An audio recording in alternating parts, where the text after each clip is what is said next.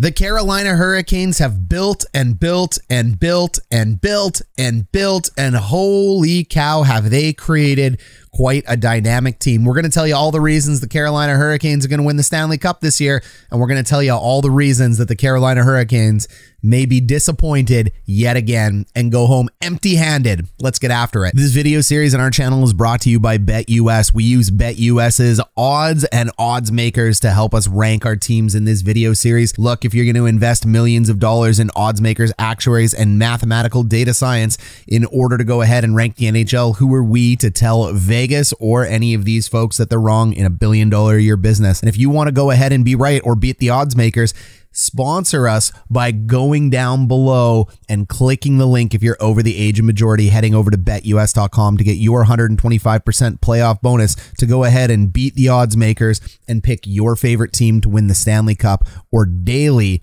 NHL betting. The Carolina Hurricanes are tied for fourth with the Tampa Bay Lightning, and the Toronto Maple Leafs is the most likely to win the Stanley Cup according to BetUS. They have plus 1,000 odds, and this makes sense. They were one of the favorites to win the Cup, but we know an injury and a question mark in goal has left that in doubt. So if you believe in Carolina and you believe that their number one goalie is going to be coming back, maybe head over to BetUS and beat the odds makers. I'll be honest with you, I did 6 weeks ago. I took out $50 in the Carolina Hurricanes. However, I did say it in the Tampa Bay Lightning video, my most recent. If I had to make a pick, it's going to be Tampa Bay. So I have Carolina and Tampa Bay running. I wouldn't have bet Carolina if I knew Freddie Andersen was going to go down, but here we are. So if you still believe, join me and let's believe together. So why are the Carolina Hurricanes a top team? Let's talk about the fact that they're just a top team. That's the only way you can say it. They're a top team in the NHL. They're number 2 in corsi. Remember, corsi is shots against you as well as shots for, and these don't have to be direct shots on the net. These can just be shots directed towards the net, so they can be blocked or go wide. They're number 2. That means they limit chances coming at them, and they get a whole bunch going the other way. So good defense, good offense means a top team, right? They are number 2 ranked in defense in the NHL right now behind the Boston Bruins. This is a defensive first team. Do you blame them with Rod Brind'Amour? They are also number 3 on offense. This is just balance and top. They are top tier category in every category in the NHL. There are no holes on this team statistically. They are also number 2 for goals against, and go figure, because they're number 2 for goals against, they are number 4 for goals by percentage, which means they score the 4th amount most goals in the NHL compared to the amount of goals being scored on them. This is the kind of team you want going into playoffs. Take a look at the heat maps here. Look at their offense, top right corner. This is where their shots are coming from, and that is nasty. That is a lot of red around the net. So clearly they are using their elite defensemen to go ahead and move that puck to the net, and a couple really nice tips, or they're generating shots from around that low area and crash and banging. Do you blame a Rod Brind'Amour team? That's how Rod Brind'Amour plays. He coaches them the way he plays. If you look below the 5v5 offense, you'll see Carolina finishing. Where do they score? They actually score up the middle. So Carolina is a little bit cold. For the amount of chances that Carolina gets, they actually don't score nearly as many goals as they should. That means one of two things. One, they don't have that much talent at goal scoring, which is possible. I will admit that when I look at this roster. It's a balanced roster, but I don't see any unbelievable game-breaking superstars like some of the other teams. Or what it means is they're underperforming right now and they're just in a bit of a slump. And if they wake up in the playoffs and they start converting these shots into goals, look out, they're winning the cup. You tell me down below, Carolina Hurricane fans, which version of that you subscribe to, because it could be one of the two. Then you go ahead and take a look at their defense on the left-hand side. It is ice cold, baby. There are not a lot of chances going at Freddie Andersen. The team defense of the Carolina Hurricanes, the second best in the NHL. The only way you score on the Canes is getting the pucks to the net and jamming away, and you can see that in those 2 red circles around it. So if you're not getting multiple chances against Carolina Hurricanes, you're not going to score. Rosters or depth charts, lines aren't fully present or in order. The source, frozenpool.dobbersports.com or dailyfaceoff.com. Both are the same. Number 2, rankings. We use wins above replacement, known as WAR. WAR comprises goals, assists, power play points, PK points, defense, shots, and more. It is an all-encompassing stat. Source is evolvinghockey.com. Player classifications are my choice. Franchise elite, top line, top six, middle six, third line, bottom six, fourth line, enforcer, depth in that order. Color grading is based on classification and rank. Gold is overperforming, white is performing as expected, and red is underperforming or dust.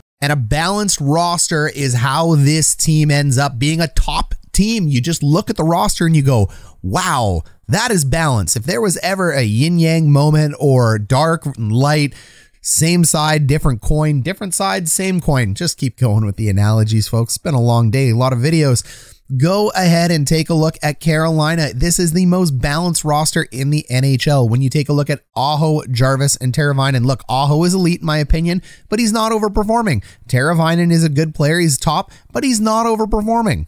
And that's okay. You just need everybody to do their job. I know Rod Brindamore's in the room just saying, just do your job. They do their job exactly as they're paid to do. Seth Jarvis is massively overperforming. This young man is amazing from the hometown here of Winnipeg, Manitoba. He's one of the fastest players in the league. What he can do with a puck at speed is incredible. The fact that he's playing on a top line in a top team is testament. I knew the Jets should have drafted this guy. They passed on him. That's okay. He's a steal for the Carolina Hurricanes, having a great career there. Svechnikov, hey, he is an elite winger. There's no question about that. So when you take a look at the fact that you have an elite winger in your top six, and he technically plays on your second line, if you will, pretty amazing. Vincent, Trocheck, he's okay. I've talked about this with Carolina. Their center are fine. They have depth at center. There's nothing wrong with what you see down the middle with Aho, Trocheck, Stahl, Domi. Domi moves up to play in the top six at a time. Do not sit here and settle on these lines. Carolina just mixes their lines up all the time. I had to go back. It felt like every game there was a different line, and that's fine. That's what you want going into the playoffs. You want a team that can just play with each other. It's a sign of a well-gelled team. Nikas, look, one of the fastest skaters in the NHL. I love speed, but he is not having a good year. Ranked 544. Get him out of there, in my opinion. And I think, I don't know, I think it will happen. I hope Domi ends up sneaking in there. I noticed he stuck into the top six today, so we'll see. Jesper Fast and, Nina Ryder's blowing it up. The fact that you got Fast and Nina Ryder playing in your top nine, they could be on your third line with Stahl, Nina Ryder, and Fast. That's an incredible third line. And then you got Stepan, you got Kotkaniemi, I mean KK, like this roster, it's gross. It's a gross roster. There's not a hole. Go ahead and take a look at their defense. Slavin is elite. Deangelo has now entered elite territory, whether you like him or not, guys. And I know if you're a Carolina fan, you like him, but maybe if you're not a Ranger fan. So Slavin, Deangelo, amazing.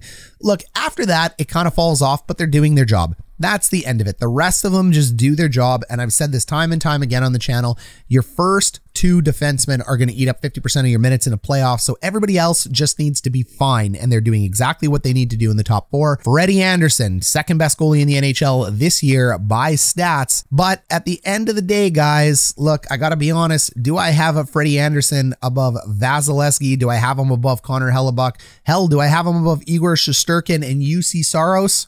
I actually don't. I have those four as better goalies, but Andersen's having an absolutely dynamic year, and you can't argue with what he's doing. It's too bad he's hurt. Hey, another reason they're going to win is Rod the Bod. Look at this monster of a man. He has turned 50. He's putting me and everybody else to shame. Brindamore, the former Stanley Cup champion. This guy brings one of the best work ethics in the NHL. These guys will follow him into a war zone, and of course they will. He's Rod the Bod. He's the #1 coach in the NHL today. He is above John Cooper. And I'm going to make a caveat. I already said it in the NHL. He's the #1 coach in the playoffs today. I still think Trotz is #1, but he's #2. Rod the Bod is a very big reason they're going to win a Stanley Cup. And I don't put a lot of coaches on my list. Another reason they win is Frederick Andersen returning. Look, I hear whispers he may be back. He may not. That first round is going to be nasty against Boston. It is unfortunate they drew that matchup. That is a very tough matchup, and that is going to be brutal if Freddie Andersen isn't there. Look, I know Raanta is a pretty good goalie, but he is not Freddie Andersen. So if Freddie Andersen returns, it's the reason they win the cup. Look at his saving percentage over there on the heat map. It's ice cold. Freddie has stopped everything that has come his way this year. And that makes sense. When you're playing in front of a top team that plays team defense like the Carolina Hurricanes do, makes a goalie's job real easy. And the last reason they're going to win the Stanley Cup is their penalty kill. These guys are killers on the kill. That is absolute ice right there. All that purple shows it is very difficult to score on the Carolina Hurricanes. These guys shut it down. So even if you end up on the power play, and they are facing some of the league's best power plays night in and night out. Rangers, one of the best power plays. Leafs, one of the best power plays. Some of the best power plays are in the East right now. I would say the East is stacked, and the fact that these guys are shutting it down is amazing. And don't forget, I say it on the channel all the time, penalty kill is a coach's area. That's why Rod the Bod is on this list. He really has this team playing well. Okay, reasons that they're going to lose. Let's get out of the love fest. It's Freddie Andersen's injury. If Andersen doesn't come back, I'm very nervous for this team. Raanta, all right, maybe he can step in, and I hear he's a little banged up as well too, but you know, that's not good.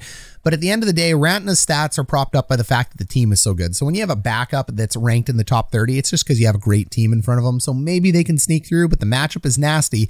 Freddie Andersen not coming back could be a reason they lose the Stanley Cup. Or if he does come back and he's unable to return to form, could also be a reason they lose. But like Carolina said, what are you going to do? Cry about it? Another reason they may end up losing is their power play. It's only ranked number 11 in the NHL. Look, I'll take a good kill over a good power play any day as a coach, but at the end of the day, they have a below average power play compared to the rest of their playoff peers. 16 teams make the playoffs. So if you're below the 8th position, you are in the bottom 50% of playoff teams. So we have noticed that they may get a lot of shots.